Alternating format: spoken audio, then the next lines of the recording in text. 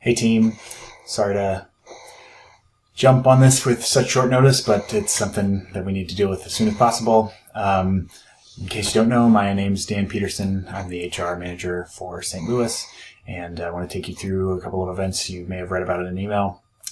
Really quickly, so essentially we have a pretty deep question to answer as management. We believe that the company is not liable, but there's possible liability for the hostile work environment and potentially a quid pro quo, but we believe that the company's not liable for a couple of reasons I'm going to go through. Conceptually, this comes down essentially to the fact that there was not a significant change in employment status for the employee who is complaining, and that the company has and will continue to exercise reasonable care. So I'm going to recommend some actions at the end of this that will continue that requirement. First of all, we argue that the promotion of another employee, as you will see more facts of the case, does not constitute tangible employment action. And we also argue that the company did exercise reasonable care, as I just mentioned, and therefore we are not liable for the harassment behavior of the supervisor in question. Just a quick summary. I'm not going to read this whole thing, but you can go back and read it if you would like. Essentially, one of the stalkers in one of our locations in St. Louis came to me. I was the reporting manager of about a week ago, and alleged a bunch of harassment behaviors from her manager. There were I had received two, or the HR department had received two complaints previously from this manager, but we didn't act on them because we didn't think that they constituted any pattern quite yet. The second incident was filed very, very recently, less than a week ago. The behavior she alleged is pretty troubling, and I'll go through it in a quick timeline that I wrote. We do think that there is potential liability for him as a civil case. We're not necessarily yet going to encourage that, but if she asks about it, we think that she has the right to pursue a civil case against him. Her current position is that she was sexually harassed and that we as a company are liable. We don't agree with that because we don't believe that the standard, the aided and agency relations standard, applies in this case. But we have to make sure that we are clear on that. First, LL Brand's liability in this case is contingent upon, again, like I said, on two specific terms: whether the change that she's alleging constitutes a significant change in employment status. That's from part of a recent court case from 1998.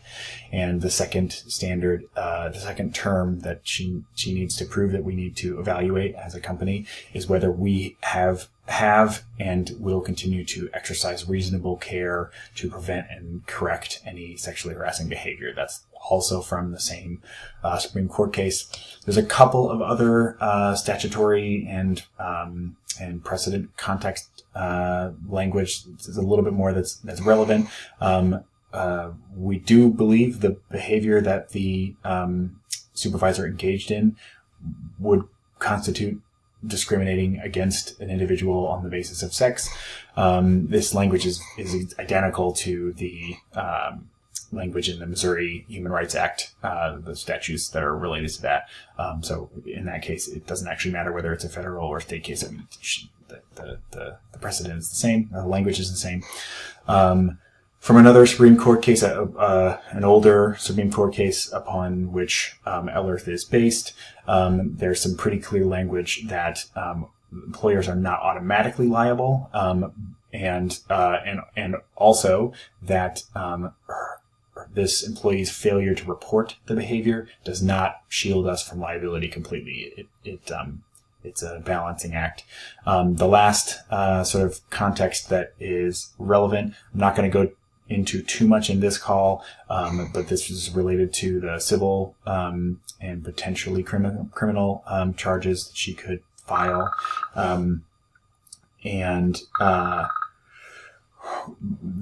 They're essentially the first 4 sections of the abuse standards in Missouri statutes. The description of events, if accurate and substantiated, would potentially meet these requirements. This is why we're being very careful about it. Quick timeline of events. This employee was, who we'll call Innocent for the rest of this call, was hired in April by the manager in question, Vavoom. Again, those are 2 last names. For a period of 6 months, Innocent alleges that Vavoom required lots of conduct by her.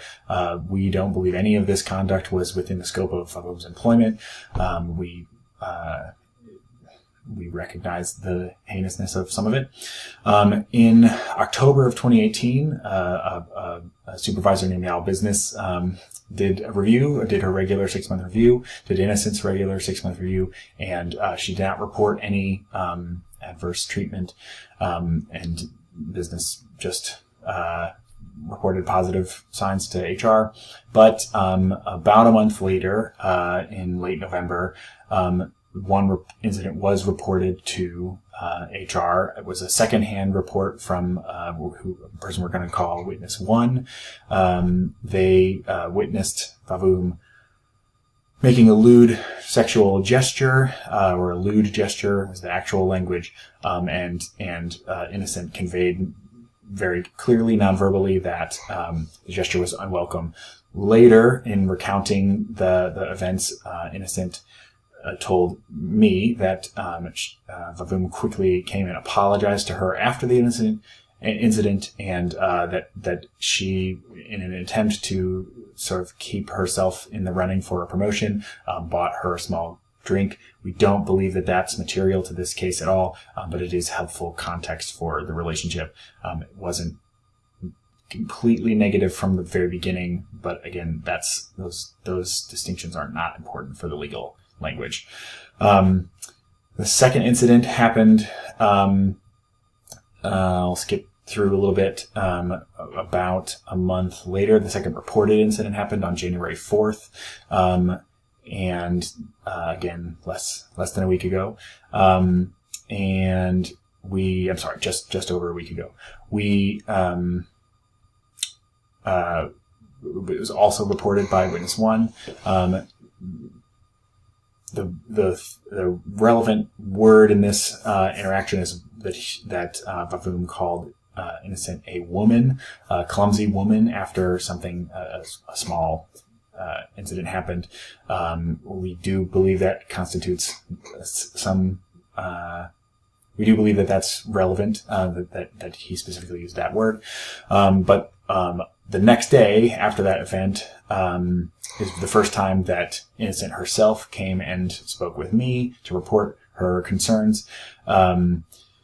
I, as quickly as possible that next Thursday, brought Vavoom in to get his side of the story. He corroborated parts of the account and denied certain things that were not relevant.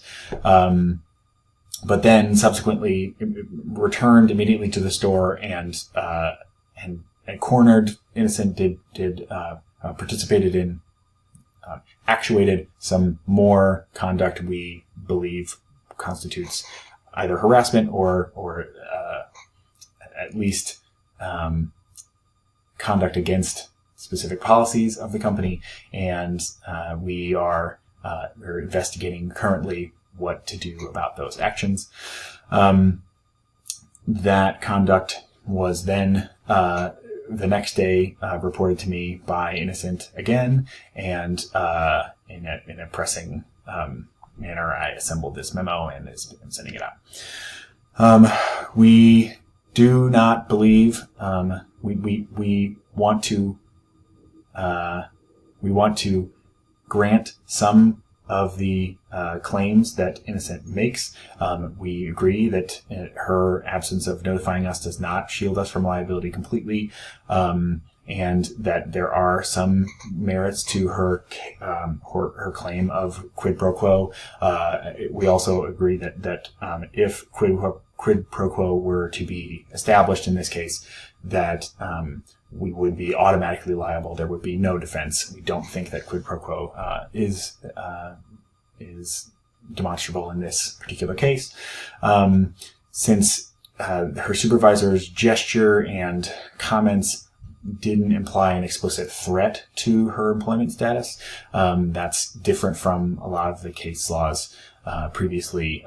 In general, managers do frequently threaten the employment status of subordinates, and that is certainly cause for quid pro quo action. Vavoom also immediately apologized, like I mentioned previously. We think promoting another employee does not imply a failure to promote a specific employee. This is probably the most contentious part, and again, it is the original word that this is going to hang on. A significant employment change is the sort of operative word. We don't believe that since there were no changes specifically to the benefits of Innocent's employment status, that does not constitute the hiring of someone else does not constitute employment change for her.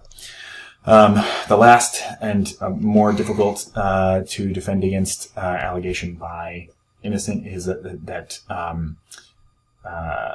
Vavoom created a hostile work environment by all of his repeated behaviors and comments and requirements of his outside of the scope of employment requirements of her.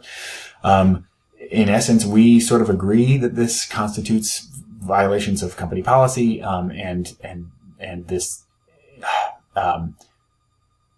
we believe we can admit legally that this conduct does constitute or would constitute a hostile work environment. It hasn't been long enough for us yet to demonstrate, to substantiate evidence to that effect, other than her claims. But if her claims are substantiated by other employees, then of course this would constitute a hostile work environment. We don't believe that makes us liable for that conduct, though, since there are two components of demonstrating liability on behalf of the company, which I'm going to go through briefly. Paula, I'm sorry, that's an error. Innocent failed to reasonably report this conduct to us, and the store's designer, designated HR manager, me, was available for her to report at any time. She, in fact, did just walk in and report it once she became upset enough. Secondly, we do believe we exercise reasonable care to prevent this, and I think sort of the operative question here is whether our exercise of care continues to be reasonable in response to further allegations. This is obviously a current case that's not been resolved yet completely. Lastly, in a small way, we don't think that the two incident reports from another witness implied automatically a severe and pervasive hostile environment or hostile conduct. But again, we know that that's up for debate. Our argument is essentially that we're not liable automatically for the torts of our employees, even of our sort of special agents.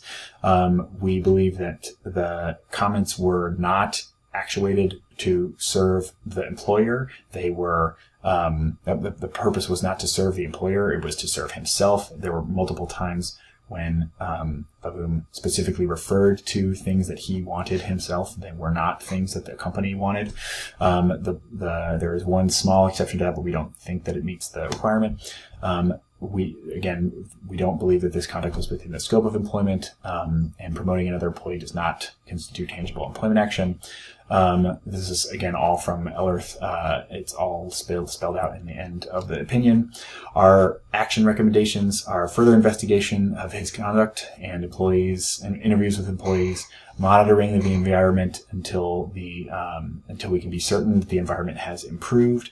And if any records were made in error, we want to correct those records and expunge them if they were incorrect. Thanks for listening. Talk to you again soon.